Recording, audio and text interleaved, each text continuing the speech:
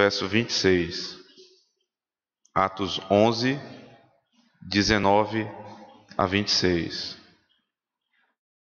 Diz a palavra do Senhor: Então os que foram dispersos por causa da tribulação que sobreveio a Estevão se espalharam até a Fenícia, Chipre e Antioquia, não anunciando a ninguém a palavra, senão somente aos judeus. Alguns deles, porém, que eram de Chipre e de Cirene, e que foram até Antioquia, falavam também aos gregos, anunciando-lhes o evangelho do Senhor Jesus. A mão do Senhor estava com eles, e muitos crendo se converteram ao Senhor. A notícia a respeito deles chegou aos ouvidos da igreja que estava em Jerusalém, e enviaram Barnabé até Antioquia. Tendo ele chegado e vendo a graça de Deus, alegrou-se e exortava a todos, com firmeza de coração, permanecessem no Senhor.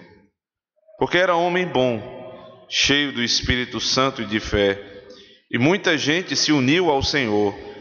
Partiu Barnabé para Tarso à procura de Saulo, tendo-o encontrado, levou para Antioquia, e por todo um ano se reuniram naquela igreja e ensinaram numerosa multidão. Em Antioquia foram os discípulos pela primeira vez chamados cristãos. Amém. Vamos orar ao Senhor. Deus bendito, diante da Tua palavra, Senhor, nós vamos nos curvar para ouvir a Tua voz, porque sabemos que quando o Senhor usa o ministro da Tua palavra com fidelidade, é o Senhor que fala ao nosso coração. Por isso eu te peço, abre os ouvidos do Teu povo, desimpede o seu entendimento, desarma aqueles que, de alguma maneira, tentam refrear o poder da Tua palavra. Que o Teu Espírito Santo haja sobre nós, especialmente, Senhor, age sobre mim, porque o Senhor sabe que eu não sou capaz. Capacita-me, Senhor Deus, para a Tua obra, para que o Teu nome seja exaltado, Cristo glorificado e as nossas vidas edificadas nessa noite. Amém. Todos nós somos conhecidos por alguma coisa. Você pode ser conhecido pela profissão que você desempenha. Você pode ser conhecido por alguma característica do seu corpo, da sua família, de onde você nasceu, né? As pessoas usam até mesmo a localidade onde nascemos para servir de apelido, e a pessoa fica conhecida assim. E é interessante que quando esses apelidos, essa forma de chamar alguém, ela toma uma proporção grande, é possível que você até nem conheça o nome verdadeiro da pessoa, o nome em que ela foi registrada, e você sabe apenas do apelido, ou daquela característica que chama muita atenção, e o sujeito passa a ser conhecido por aquilo e não por aquele nome que os seus pais deram. Você chama as pessoas de uma forma e elas passam a ser conhecidas daquela forma. Existe uma forma de você usar esse tipo de nomenclatura para o bem, e existe também a forma pejorativa. Você pega uma característica da pessoa e você, com o intuito de humilhar, ou com o intuito de ridicularizar, ou de alguma maneira pejorativa, de infligir algo negativo sobre aquela pessoa, você usa uma determinada nomenclatura. É muito comum hoje, quando o indivíduo ele quer viver uma vida aos pés de Cristo, uma vida santa, e ele se esforça para aquilo, ele deseja, de alguma maneira, dentre as nossas muitas lutas, viver como Cristo nos ensinou. Ele é chamado de radical, ele é chamado de uma pessoa que não tem equilíbrio, um desequilibrado, é um radical religioso. E é verdade que existe sim muito radicalismo na religião. no sentido pejorativo da palavra, quando a pessoa ela cria um ídolo e passa a servir esse ídolo e não ao verdadeiro Deus. Mas a palavra radical, ela tem origem em raiz, ou seja, você é enraizado a respeito daquele determinado pensamento que você tem. Então, se ser alguém que deseja viver uma vida santa é ser radical, não deveríamos ter de maneira nenhuma vergonha de ser assim. Mas se ser radical é algo que eu mesmo produzi e não é produzido pela palavra, então eu devo ter muita dificuldade com isso. Além disso, outra maneira de você pejorativamente acabar com a reputação de alguém no nosso meio, e isso especialmente no meio evangélico, e ainda, né, dentro do meio evangélico, um grupo menor dentro do presbiterianismo especialmente, é você chamar o sujeito de neopuritano. Você quer colocar uma alcunha negativa em alguém e chame ele de neopuritano. Mas isso não deve, né, de forma nenhuma nos surpreender, porque na época do século XVII, na Inglaterra, quando o movimento de pureza da igreja começou, quando chamavam, né, aqueles homens de puritanos, né, esse nome não foi dado de maneira, né, para glorificar, eles realmente são homens puros, não. Isso era uma forma de atingi-los, era uma forma de você colocar aquela pecha sobre os puritanos e você, de alguma maneira, fazer com que a sociedade se voltasse contra aquele grupo, porque era um grupo que trazia muito problema, né? Assim era tido na sociedade comum. Mas qual era o problema do puritanismo? É o problema do cristianismo, porque é contra a cultura estabelecida. Porque não somos contra todo tipo de cultura. Veja, a cultura é produzida a partir da palavra de Deus. Porque Deus, quando estabeleceu Adão no Éden, ele disse a Adão que ele deveria guardar e cultivar o jardim. E é dessa palavra do hebraico, cultivar, de onde vem a palavra cultura. Portanto, Deus é o Deus da cultura. O problema que nós temos não é contra a cultura, mas que é contra a cultura mundana. Porque vai ter alguém que vai dizer, por exemplo, funk é cultura. E nós vamos dizer funk é promiscuidade. E quem vai resolver esse problema? A Escritura. A revelação de Deus é a nossa baliza. E se daí em diante, usando a baliza certa, usando o escrutínio adequado, ainda assim nós fomos chamados, seja lá do que for, de radical, de neopuritano, não devemos ter problema com isso. E aqui está um texto que vai nos ajudar a entender como sempre os cristãos foram perseguidos e como sempre pechas foram colocadas, né? Nomenclaturas negativas foram colocadas sobre nós. E isso é uma coisa histórica. Observe que aqui em Antioquia, o último versículo que nós lemos, verso 26, diz que pela primeira vez os discípulos foram chamados de cristãos. Porque eles eram conhecidos não como cristãos até aqui, mas como discípulos. Os apóstolos eram conhecidos como discípulos. E os demais crentes eram conhecidos como discípulos, mas pela primeira vez eles estão sendo chamados de cristãos. Não pense que era um nome bonito para ser chamado. Não acho que a sociedade chamava, né, os cristãos de Antioquia dessa maneira para exaltá-los. Pelo contrário, eles chamavam para diminuí-los. Assim como chamaram os puritanos e assim como chamam hoje aquele que quer uma vida pura e um culto puro de neopuritano. Porque a palavra cristão, né, eu tenho dificuldade com essa tradução, até porque se fôssemos literais na tradução, nós deveríamos ser chamados de cristinhos, pequenos cristos. E a palavra cristão dá a ideia de uma coisa grande. Mas eles olhavam para os cristãos de Antioquia e eles colocaram esse nome porque eles querem ser como Cristo. Eles querem ser pequenos cristos. E a sociedade daquela época não se submetia à lei do Senhor, não desejava se submeter ao senhorio de Cristo.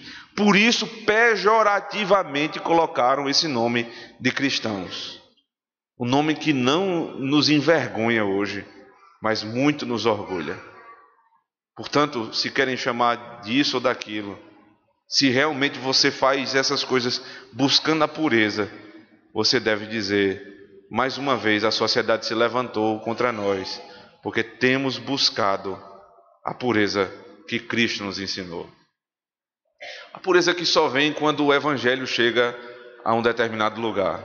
E é exatamente isso que está acontecendo aqui. O Evangelho está se expandindo, e à medida que há expansão do Evangelho, as pessoas conhecendo quem é Cristo, a sociedade começa a ser impactada. Veja, observe na sua Bíblia, verso 19. Então foram dispersos por causa da tribulação que sobreveio a Estevão, se espalharam até a Fenícia, Chipre e Antioquia, não anunciando a ninguém a palavra, senão somente aos judeus. Alguns deles, porém, que eram de Chipre e de Cirene, e que foram até Antioquia, falavam também aos gregos, anunciando-lhes o evangelho do Senhor Jesus. Veja, então, o texto começa com então, ou seja, você tem algo que foi dito anteriormente, e agora a conclusão o desfecho da história anterior é então.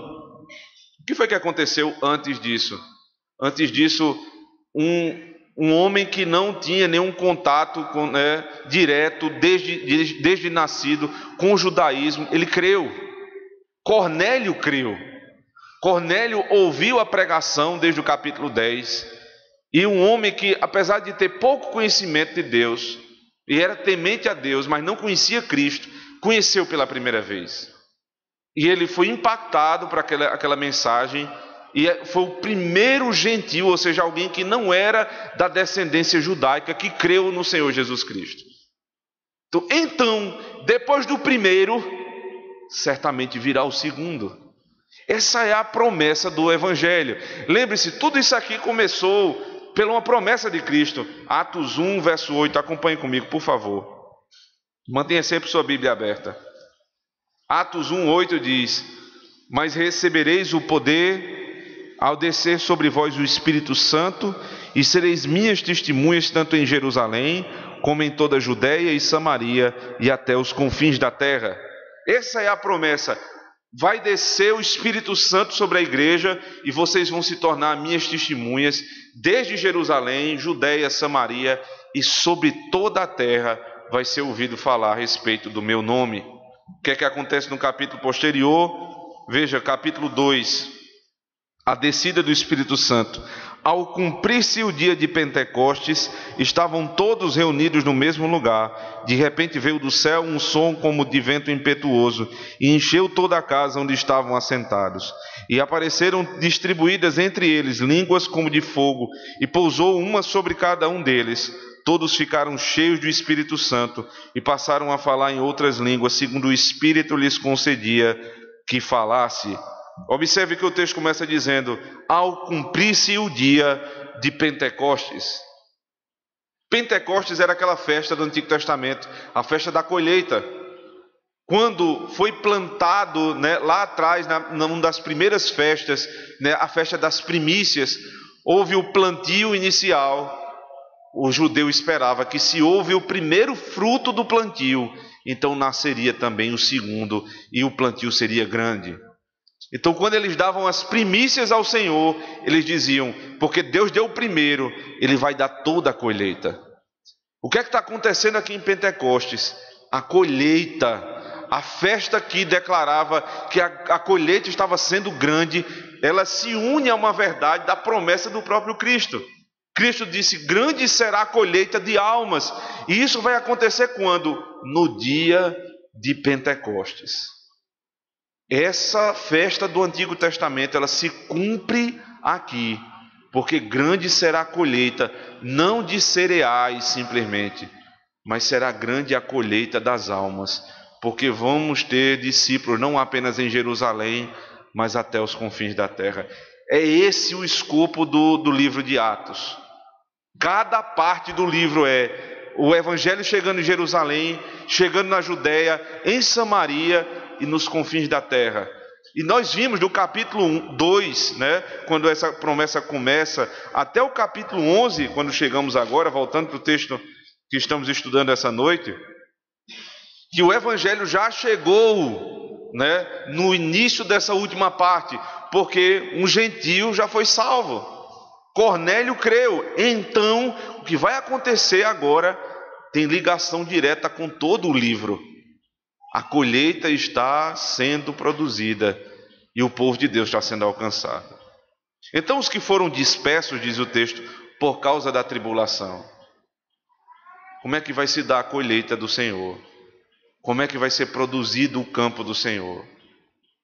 Não vai ser com facilidade, não vai ser com paz e tranquilidade, mas a vida daqueles que desejam viver à luz do Evangelho e que querem ver a igreja crescendo, tem que entender, é no meio de muita tribulação, no meio da dispersão, que o Evangelho do Senhor vai sendo proclamado. Quanto mais sofrimento, quanto mais luta, quanto mais dificuldade, mais a igreja cresce.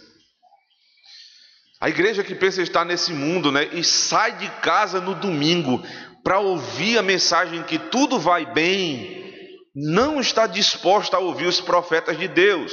Mas se você se lembrar que em todo o profetismo, Jeremias, né, Isaías sempre dizia que os falsos profetas são aqueles que dizem paz, paz, quando não há paz. Não temos paz com o mundo, não temos paz com a cultura do mundo, não temos paz nem mesmo dentro de nós, e não podemos esperar que nesse mundo haja plena paz, porque o mundo jaz no maligno. E a igreja, assim como Cristo, ela é vitoriosa por meio do sofrimento. O pregador, né, e escritor da carta aos Hebreus, ele diz que Cristo foi aperfeiçoado no sofrimento. A igreja, ela é aperfeiçoada na tribulação. Quanto mais você sofre, veja, eu não estou aqui pregando doutrina do sofrimento, simplesmente pelo sofrimento. Eu estou dizendo que quanto mais nós somos provados por Deus, melhor ficamos. Se você nunca foi provado pelo Senhor, se você nunca passou por grande tribulação, talvez você nunca tenha conhecido o Deus da Bíblia. Em meio a muita tribulação e sofrimento, o Evangelho chegou aos confins da terra. Porque veja só, o que é que acontece aqui? Por meio da tribulação houve dispersão, ou seja, os judeus tiveram que sair de Jerusalém e ser dispersos. Ele vai citando aqui os lugares, observe, verso 19, Fenícia, Chipre, Antioquia, em seguida Cirene, porque eles não puderam mais ficar em Jerusalém, já que a perseguição era muito grande. Os que ouviram a Cristo e se tornaram judeus agora convertidos ao cristianismo, essas pessoas tiveram que sair da sua cidade e deixar a sua família. E onde eles chegavam, eles pregavam a Cristo. É bem verdade que houve uma dificuldade em saber a quem pregar. Observe, o final do verso 19 diz que anunciando a ninguém a palavra, senão somente aos judeus. Aquilo que Pedro tinha passado no capítulo anterior, quando ele foi, né, alvo de uma visão dada por Deus, dizendo que ele não desconsiderasse os gentios, agora é uma dificuldade de muitos que pregam, porque eles não queriam pregar aos gentios, mas somente aos judeus. Outra parte da igreja já tinha entendido essa situação. No verso 20, o final do verso 20 diz: anunciando-lhes o evangelho do Senhor Jesus. Alguns deles. O que é que você tem aqui? Uma igreja muito incipiente ainda, uma igreja muito nova, uma igreja que está aprendendo a doutrina, uma igreja que está tentando ainda organizar tanta novidade, né, em respeito à doutrina que está chegando no Novo Testamento. Então uma parte da igreja já entendeu a doutrina, a outra parte ainda não. Mas você observe que não há divergência entre eles, não há discussão entre eles, porque eles estão aprendendo juntos. Uns já estão pregando aos gentios, outros ainda não compreenderam muito bem essa doutrina, mas todos estão pregando o Evangelho. A derrota da igreja está quando um já aprendeu uma doutrina e quer humilhar o outro porque não aprendeu. Porque você já aprendeu e você já tem tantos anos de Evangelho e já leu tantos e tantos livros e agora você não tem paciência com o seu irmão que acabou de chegar. A igreja, ela é figuradamente exposta pela Escritura como um corpo. Você nunca viu uma perna andando lá na frente e outra andando lá atrás, mas elas estão dando passos juntos. Quando uma vai para frente, a outra depois vai acompanhar, e é assim que o corpo todo vai se mexer. Quando a cabeça manda, então os membros obedecem. E o dedo não acha que é maior do que o braço não acha que é melhor do que a perna, mas todos com um só objetivo, militam pela mesma causa. A causa é anunciar o Evangelho. Se você ainda não compreendeu muito bem algumas doutrinas, seja paciente. Se você já compreende muito sobre a doutrina, também tenha paciência com seus irmãos.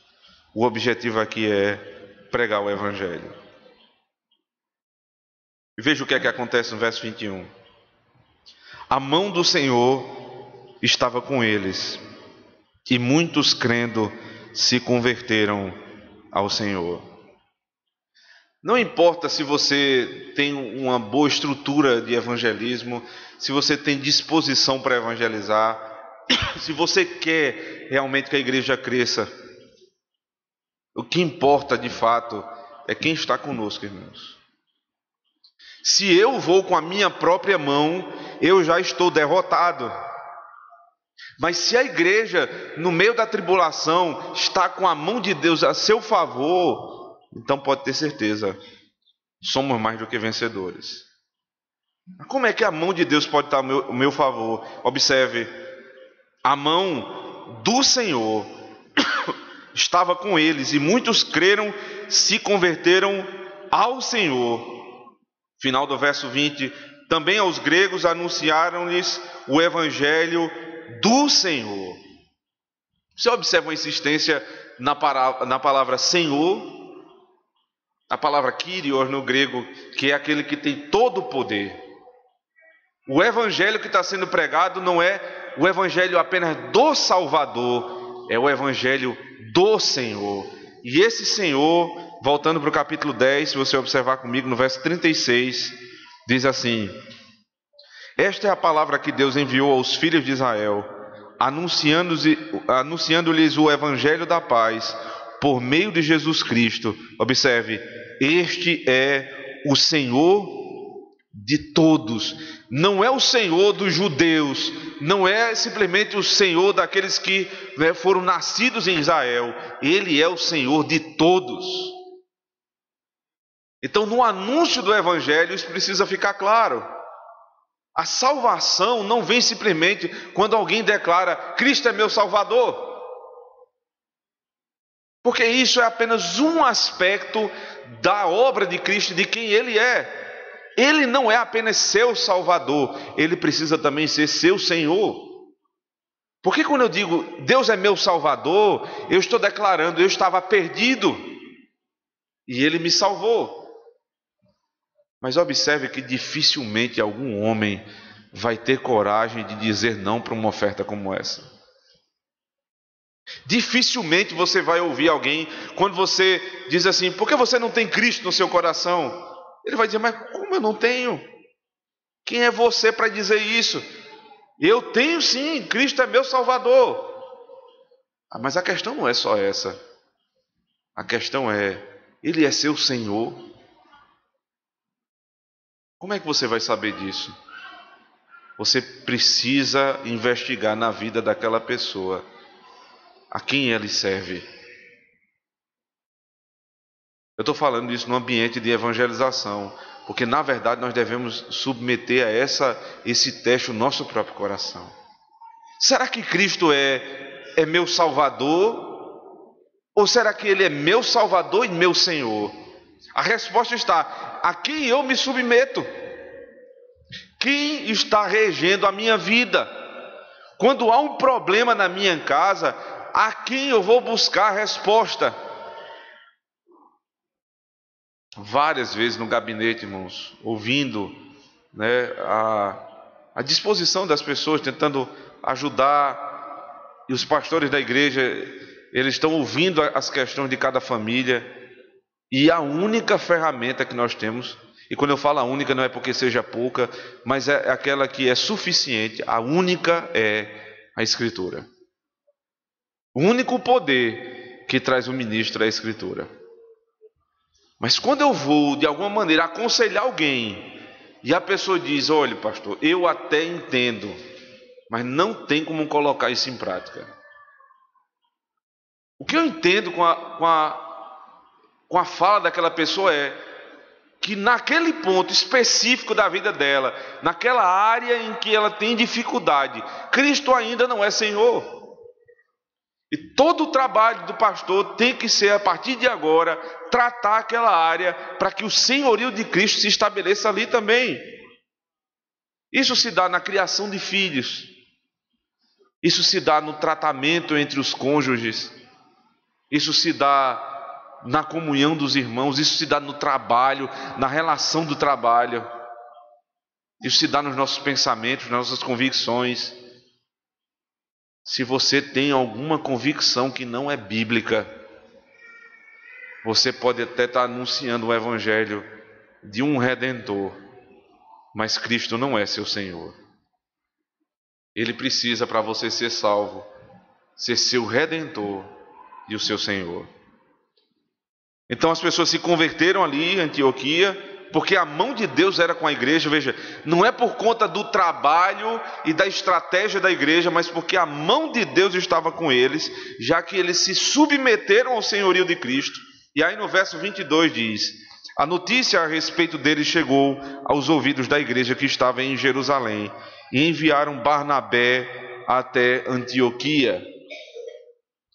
O senhorio de Cristo não é apenas sobre indivíduos, mas o senhorio de Cristo é sobre a igreja. Isso acontece muitas vezes. Os apóstolos, eles estavam em Jerusalém, eles se concentravam em Jerusalém, mas sempre que eles ouviam que em algum lugar, em alguma parte, a mão de Deus estava agindo, então eles enviavam alguém para supervisionar o trabalho. Observe que no capítulo anterior, Pedro foi enviado para pregar ali na cidade onde estava Cornélio. E chegando a Jope, ele organiza os primeiros cristãos. Agora, quando os discípulos, quando os apóstolos sabem do que estava acontecendo em Antioquia, então eles enviam Barnabé para saber exatamente o que estava acontecendo. Você tem extremos na igreja, né? Sempre nossos problemas são esses, são extremistas. Um problema é uma igreja extremamente burocrática, uma igreja de máquina pesada, parece mais o Estado brasileiro, e que não funciona muito bem. E aí as pessoas dizem: o problema da igreja é porque ela está muito engessada. Então, o que é que a gente vai fazer agora para resolver o problema do engessamento da igreja? Nós não vamos ter mais nenhum governo. Esse é outro problema, é outro extremo. Porque a Bíblia não disse que a igreja vai ter governo nenhum. Também a Bíblia não disse que a igreja vai se tornar, né, uma instituição cheia de parafernália. Mas a igreja tem um governo que foi dado pelo Senhor. Já vimos isso em Atos capítulo 6. Presbíteros e diáconos. Os presbíteros cuidando do governo, da disciplina e do ensino, e os diáconos cuidando da organização da igreja e do auxílio ao necessitado. Então, essa supervisão da igreja é extremamente necessária. Isso não é burocracia, isso não é alguma coisa que foi produzida por homem. Ouvimos muito isso, né? Cristo tem a igreja, mas a igreja não é a instituição. Isso é uma meia verdade. Porque, verdade, Cristo não tem CNPJ. A igreja de Cristo, ela como um todo não tem CNPJ. Mas é preciso ter um mínimo de organização para que ela funcione. Não é a revelia da autoridade, não vai ser cada um fazendo o que quer, não é cada um fazendo um culto na sua casa e ali se torna uma igreja, e as pessoas que estão ali muitas vezes nem vão mais para a igreja. Porque o que é que acontece? Ali é uma pequena igreja onde todo mundo se autopastoreia. Porque a finalidade é, não queremos autoridade sobre nós. Quando a igreja se estabelece em Antioquia, uma grande cidade da época, a terceira maior cidade da época, atrás apenas de Roma e Alexandria, a primeira coisa que acontece é a organização da autoridade da igreja. O que é que está acontecendo ali? E a organização é tão difícil, né, que precisou de um trabalho muito árduo de Barnabé. Observe, esse trabalho começa no verso 23.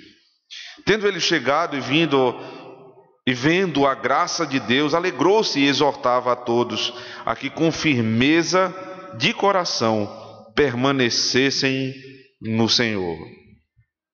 Quando Barnabé chega ali, ele tem uma visão, isso é interessante, não é uma visão como a de Pedro, não é um êxtase, mas ele viu a graça.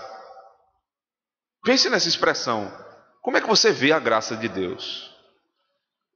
A graça não é palpável, não é visível em um sentido, mas em outro sentido sim.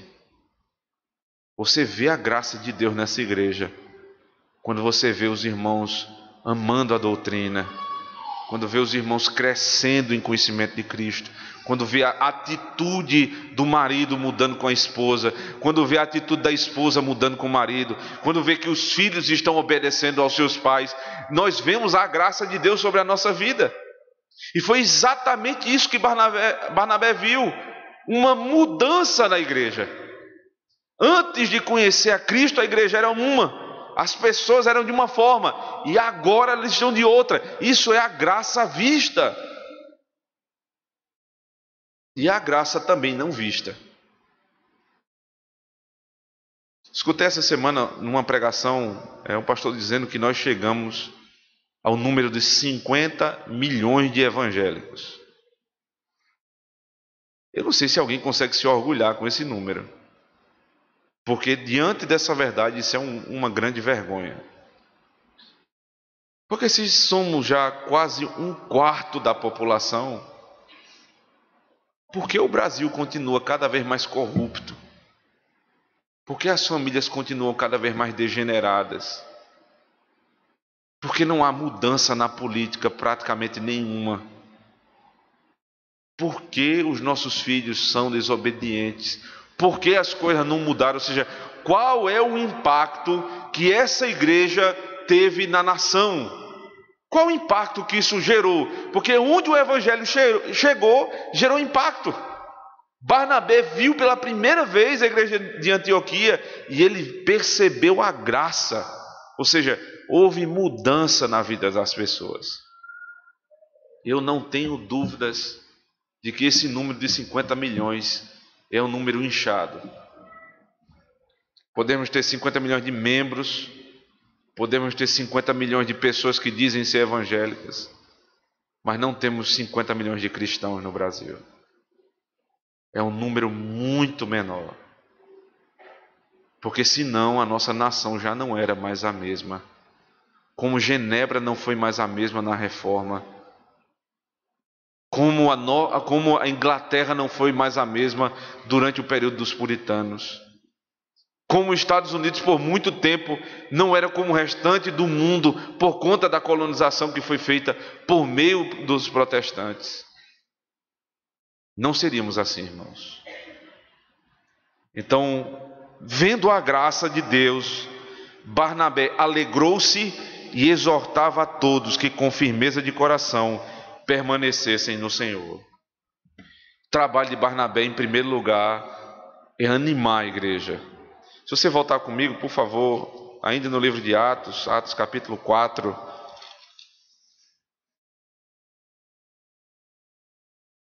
verso 36 e 37, quando Barnabé é citado pela primeira vez, diz assim: José, a quem os apóstolos deram o sobrenome de Barnabé, que quer dizer filho da exortação, levita, natural de Chipre. Perceba como uma informação que é dada aqui, aparentemente de maneira furtiva, ela vai fazer todo o significado lá na frente, porque era justamente de Chipre que alguns foram para Antioquia pregar. Então vai alguém de Chipre para supervisionar aquele trabalho. E ele é chamado filho da exortação. Veja que esse texto dá muita ênfase aqui, como você é chamado. Cristo é chamado de Senhor. Os discípulos são chamados de cristãos. E Barnabé, que era um pastor, é chamado de filho da exortação. Exortar não é simplesmente você dar um sermão na pessoa. A gente diz, fulano estava precisando de uma exortação. A palavra grega que dá origem à tradução exortar, ela diz é chamar para perto, ou seja, é chamar para o lado. A pessoa está se desviando do caminho. Então Barnabé, como um bom pastor, ele chama para andar ao lado. Volte para o caminho. Isso é exortação. Exortação não é carão, não é você dar bronca. Exortação é chamar para andar no mesmo caminho. E a igreja que era digna da alegria desse homem, também era digna da repreensão. Mas era digna principalmente do consolo de um pastor. A igreja não é digna, a igreja não merece um pastor que sobe no púlpito todo domingo para bater no povo. Vocês não estão aqui para isso, irmãos. Eu ouvi uma pregação, hoje de manhã, na verdade é uma palestra, do Dr. Bryan Chapell, para mim, entendo eu, ele é o maior escritor a respeito de pregação expositiva no mundo. E ele tem um livro chamado Pregação Cristocêntrica, que foi traduzido para o português. Na palestra que ele deu, ele disse que logo que saiu do seminário, ele fez um dos melhores seminários do mundo, um seminário reformado, 20 e poucos anos de idade, entregaram a ele uma igreja de 3.000 membros. Ele disse, é impossível o ego de um rapaz de 20 e poucos anos, com 3.000 pessoas na mão, não se inflar. E ele foi para uma cidade muito rica. Então ele pregava para pessoas muito abastadas, e domingo após domingo pregando, um grande pregador da palavra, ia tudo bem. Até que aquela cidade, que era pautada no minério de ferro, minério de carvão, aliás, ela sofreu um problema seríssimo. Uma determinada lei proibiu aquele tipo de extração que era feita ali. E de uma hora para outra, uma cidade que era extremamente rica, ela se tornou pobre, paupérrima. As pessoas desempregadas, famílias inteiras em situação difícil. O que é que acontece numa situação dessa? Você começa a ter famílias desestruturadas, brigas entre os casais, alcoolismo, droga, tudo que não presta começou a acontecer naquela cidade. Falta de trabalho, falta de temor, a desgraça abateu aquela sociedade. E ele disse que, vendo que a igreja estava sendo de alguma maneira impactada com aquele tipo de atitude, membros de igreja que brigavam entre si, casais se divorciando, homem atolado no pecado e principalmente no alcoolismo, ele subia todo domingo para o púlpito para dizer: não façam isso, vocês não são assim, não é possível que você seja crente e faça isso. Então tudo que ele dizia era não. Ele batia nos crentes todo domingo. E depois de muitos domingos isso acontecer e nada mudar, ele disse: alguma coisa precisa mudar no meu ministério. Ele não sabia o que fazer. Ele disse: o seminário não me ensinou isso. Eu não sabia exatamente o que fazer. A decisão dele foi a mais terrível. Vou abandonar o ministério. Mas aí Deus, na sua providência, fez com que Bryan Chapell pudesse ler um livro de Sidney Greidanos, um livro que fala sobre os 12 homens de fé da igreja, os 12 heróis da igreja. Como pregar nesses 12 heróis da igreja? E ele começou a analisar, por exemplo, a vida de Davi. E aí o autor dizia: veja, todo mundo quer pregar que Davi foi um grande rei, que era chamado, um homem segundo o coração de Deus. Então o sujeito ele pega parte da vida de Davi e diz assim: seja como Davi. Davi é seu referencial. Mas ninguém prega que Davi tomou a mulher de Urias. Ninguém diz seja como Davi no assassinato de Urias. Ninguém diz seja como Davi na má criação que deu aos seus filhos. Davi já não passou a ser mais referência. Então vamos tentar de novo, vamos com Abraão, o pai da fé. O homem que deixou sua família e sua terra para ir para um lugar onde Deus havia de mostrar. Grande homem. Seja como Abraão, mas não se esqueça, mentiu 2 vezes, entregou sua esposa para 2 homens diferentes, duvidou do Senhor quando a promessa veio do filho. Abraão já não é mais a nossa referência. Não posso ser como Abraão. Então Greidanos disse: porque o grande herói da Escritura nem é Abraão nem Davi, mas é o Senhor Jesus Cristo. Logo, a pregação não é não faça, não faça, não faça. Não é simplesmente isso. Não é simplesmente doutrina e aplicação no sentido de que você precisa fazer exatamente como está assim. Mas a pregação é extrair a doutrina, mostrar que essa é a perfeição divina. E quando o povo de Deus estiver constrangido, machucado, porque é necessário que nós estejamos cientes do nosso pecado, então vem um bálsamo do Evangelho, consolo na pregação, aquilo que é necessário para vocês que vão passar a semana inteira em tribulação após tribulação, no trabalho, na família. A minha obrigação é trazer o consolo para o povo.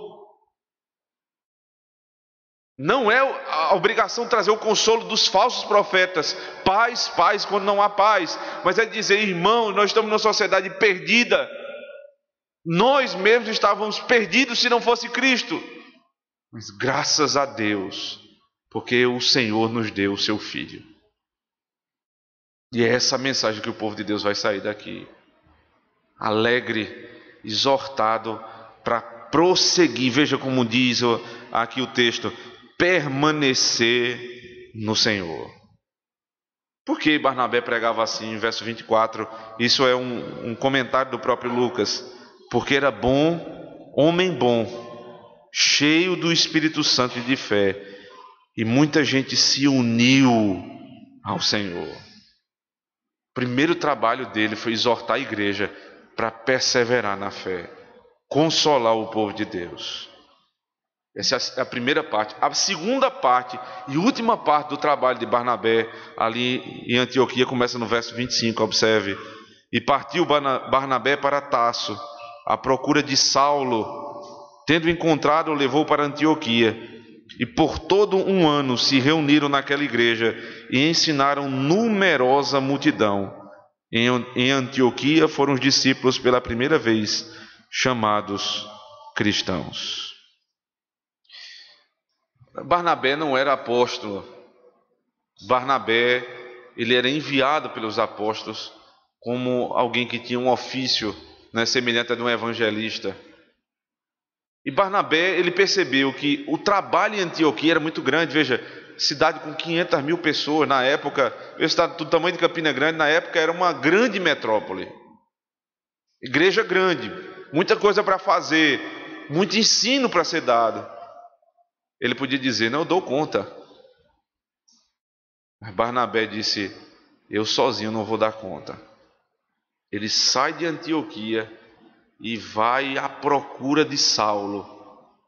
Aquele que ficou adormecido na história desde o capítulo 8, vai voltar agora. Os estudiosos dizem que entre aquela primeira citação de Saulo, lá na história de Estevão, no capítulo 9 da sua conversão até aqui, mais ou menos 8 anos se deram. Barnabé era crente há mais tempo do que Saulo. Barnabé tinha mais experiência do que Saulo. Por que Barnabé mesmo não tomou conta da igreja?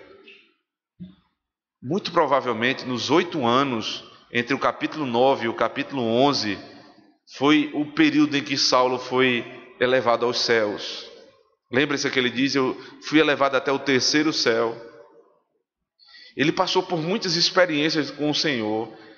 Experiências essas que fizeram com que esse homem ficasse cada vez mais sábio nas suas palavras, prudente no falar, esmerado na pregação da palavra. Ele era um homem que foi aperfeiçoado nesses 8 anos. E Barnabé sabia disso, a tal ponto de com humildade dizer, ele é superior a mim. A igreja precisa dele. Porque aquele que prega o evangelho da humildade, precisa ter humildade para dizer, ele é melhor do que eu. E se cercar de gente boa ao seu redor, para o bem da igreja. Veja, o objetivo era o bem da igreja, e o resultado foi, muita gente se uniu ao Senhor. Final do capítulo, do verso 26 diz, e por todo um ano se reuniram naquela igreja, e ensinaram numerosa multidão. O que eles fizeram durante o ano inteiro? Discipularam a igreja. Passavam o tempo todo visitando, evangelizando, aconselhando, pregando. Esse foi o trabalho dos pastores. Esse é o trabalho dos pastores. Aconselhar o povo, visitar o povo, pregar para o povo, consolar o povo. Esse é o pastoreio. E é para isso que fomos chamados. E qual é o resultado disso? Em Antioquia, foram os discípulos pela primeira vez chamados cristãos. Como é que a sociedade começou a chamar os discípulos de cristãos? Quando eles passaram um ano aprendendo doutrina. Quando eles passaram um ano sobre o consolo da palavra de Deus. Alguém vai pensar que vai ser confundido com Cristo sem conhecer Cristo? Você espera que seja imprimido em você, impresso em você, a imagem de Cristo, se você não anda com Cristo, se você não tem costume de ler a palavra dele, de orar ao Senhor, de andar com o seu povo, você não vai nunca ser chamado de cristão assim. Eu me lembro, por exemplo, de Pedro. Quando Pedro acompanhava o sofrimento de Cristo de longe, um daqueles homens que viram Pedro ali no meio da multidão disse, peraí, você é um deles. E Pedro nega Cristo e diz, não, eu não sou. Ele diz, você é, porque você fala como eles, porque você anda como eles, porque você é como ele. A minha pergunta é, com quem você se parece? Como as pessoas lhe chamam? Qual é o seu verdadeiro nome? Com quem você pode ser confundido? Os jovens desejam ser confundidos com os artistas. Mudam o cabelo, mudam as vestimentas, mudam até mesmo o modo de falar, para se parecer com fulano de tal. Para entrar numa turma, e eu estou falando diretamente para os jovens da igreja e para as crianças. O sujeito, para entrar naquele grupo, ele tem que ter algo que o grupo tem. Então ele fica a todo momento pedindo o celular da moda ao pai. Ele fica pedindo a roupa daquela tal marca. E ele começa a falar de um jeito estranho e os pais veem isso e às vezes se submetem a esse tipo de coisa. Quando deveríamos dizer aos nossos filhos: vocês devem se parecer com Cristo. Referência de homem para os nossos filhos homens são os nossos pastores, são os irmãos da igreja, não o mundo. Referência de mulher para as nossas filhas não pode ser a mulher do mundo. Se você tem desejo de ver seu filho sendo chamado de cristão, você precisa discipulá-lo desde cedo e explicar quais são as nossas referências. Não é o mundo. Não é o mundo. Por outro lado, até os adultos, para se posicionar bem na sociedade, ou mesmo para ter abertura em determinado campo profissional, eles acham que tem que ser como as pessoas do mundo. Se a mão de Deus for contigo, irmão, você vai ser bem posicionado, você vai crescer na sua profissão, independentemente se você vai se submeter ou não a esse tipo de argumento.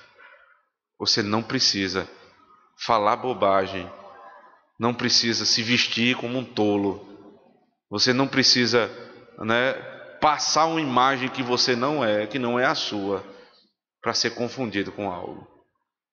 Você precisa aprender quem é Cristo, para que as pessoas, quando você passe, digam: eis aí um cristão. Para isso, irmãos, fomos salvos. Esse é o nosso objetivo, sermos confundidos com o nosso Senhor. Amém. Vamos ficar de pé.